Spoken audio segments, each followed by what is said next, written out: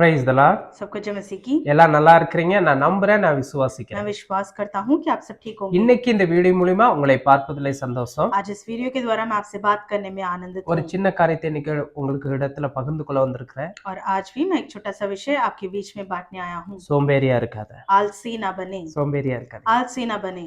ஒரு ஆதாரமா ஒரு வசனத்தை வாசிக்க விரும்புகிறேன். और इसके आधार पर मैं एक वचन भी पढ़ना चाहूंगा। நீதிமொழிகள் नीति वचन 6ஆம் அதிகாரம் 6 अध्याय 6வது வசனத்துல இப்படியா சொல்லப்பட்டிருக்குது. और उसका 6 वचन इस प्रकार कहता है, சோம்பேறியே, நீ எறும்பினிடத்தில் போய் அதன் வழிகளை பார்த்து நாணத்தை கற்றுக்கொள்.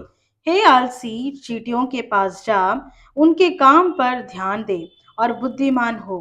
எறும்பு எல்லாரும் பார்த்திருப்பீங்கன்னு நான் நம்புறேன். आप सब ने चींटियों को देखा होगा। எறும்பு பார்த்திருக்கிறீங்களா? क्या आपने देखा है कभी? எறும்பு பாத்தீங்கன்னா அதனுடைய வேலையை சரியாக செய்யும்.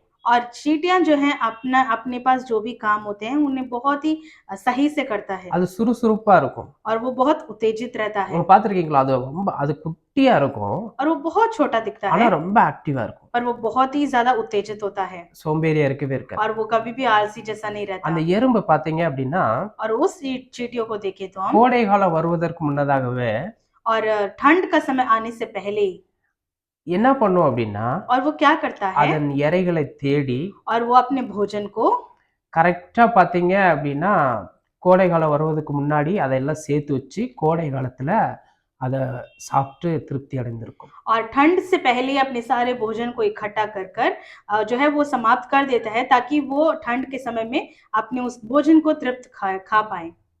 அது சோம்பேறியா இருந்துச்சு அப்படின்னா अगर वो आलसी रहे तो அதுக்கு சாப்பாடு அதை சேர்த்து வச்சிருக்காது. वो अपने भोजन को इकट्ठा नहीं करता। அநேக நேரங்கள்ல நம்ம कहीं समय हम भी சோம்பேறியா இருக்கிறோம். आलसी जैसे रहते हैं, அதனாலதாங்க ஒரு சில காரியங்களை நம்மளால பெற்றுக்கொள்ள முடியல. जिसके कारण कुछ विषय को हम प्राप्त नहीं कर पाते। நம்ம வேலையை சரியாக செஞ்சா போதுங்க. और हम अपने कार्य में बिल्कुल सही रहें।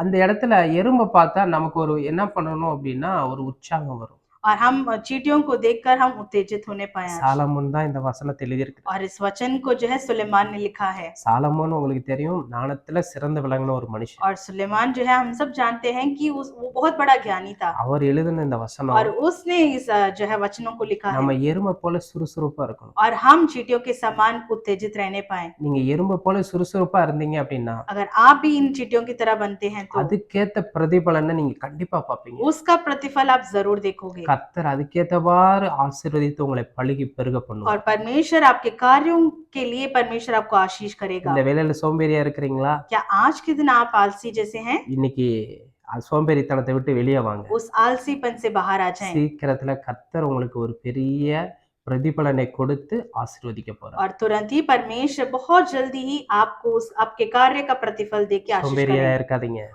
आलसी ना बने சீக்கிரம் வாங்க. और बाहर आ जाएं। கர்த்தர் உங்களை ஆசீர்வதிப்பார். परमेश्वर आप सबको आशीष करें। Thank you, God bless you. धन्यवाद। परमेश्वर आप सबको आशीष करें।